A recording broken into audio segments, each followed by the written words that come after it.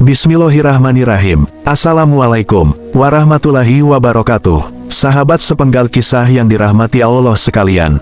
Pada suatu hari, seorang yang cerdas, ahli pengetahuan yang pikirannya terlatih, datang ke sebuah desa. Sebagai latihan, dan telah ilmunya, ia ingin membandingkan pandangan yang berbeda-beda yang mungkin ada dalam desa itu. Ia mendatangi sebuah warung dan menanyakan tentang seorang yang paling jujur dan seorang yang paling bohong di desa itu. Orang-orang di warung itu sepakat bahwa orang yang bernama Kazab adalah pembohong terbesar, dan Rastgu yang paling jujur. Ahli pengetahuan itu pun mendatangi kedua orang tersebut bergantian, mengajukan pertanyaan sederhana yang sama kepada keduanya, jalan manakah yang terbaik menuju ke desa tetangga? Rastgu yang jujur itu berkata, jalan gunung. Kazab si pembohong juga berkata, jalan gunung. Tentu saja jawaban itu membingungkan sang pengembara cerdas tersebut. Demikianlah, ia pun bertanya kepada orang-orang lain.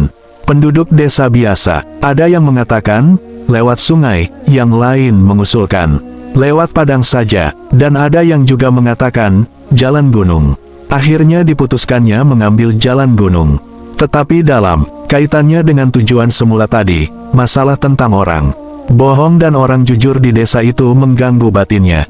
Ketika ia mencapai desa berikutnya, ia ceritakan kisahnya di sebuah rumah penginapan. Di akhir kisah dikatakannya, saya jelas telah membuat kekeliruan logika yang mendasar dengan menanyakan kepada orang-orang yang tidak tepat perihal si jujur dan si bohong. Nyatanya saya telah sampai di sini tanpa kesulitan apapun, lewat jalan gunung. Seorang bijaksana yang kebetulan berada di situ berkata, harus diakui bahwa para ahli logika cenderung tak terbuka matanya, karenanya suka minta orang lain membantunya. Tetapi, masalah yang menyangkut hal ini justru sebaliknya. Kenyataannya adalah sebagai berikut, sungai sebenarnya merupakan jalan termudah, oleh karenanya si pembohong menunjukkan jalan gunung. Tetapi orang yang jujur itu tidak hanya jujur, ia mengetahui bahwa Anda punya keledai dan itu memudahkan perjalanan Anda. Si pembohong kebetulan tidak mengetahui bahwa Anda tak punya perahu. Seandainya ia tahu hal itu, pasti diusulkannya jalan sungai. Catatan, orang-orang menganggap kemampuan dan berkah para sufi sulit dipercaya, tetapi orang-orang semacam itu adalah yang tidak memiliki pengetahuan tentang kepercayaan yang sebenarnya. Mereka mempercayai segala hal yang tidak benar, karena kebiasaan atau karena diberitahu oleh penguasa. Kepercayaan yang sebenarnya merupakan sesuatu yang berbeda.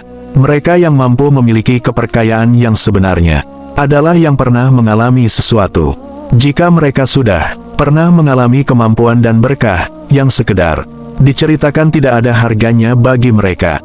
Kata-kata tersebut, menurut Sayyid Syah Qadiri, meninggal tahun 1854, kadang-kadang mengawali kisah jalan gunung ini.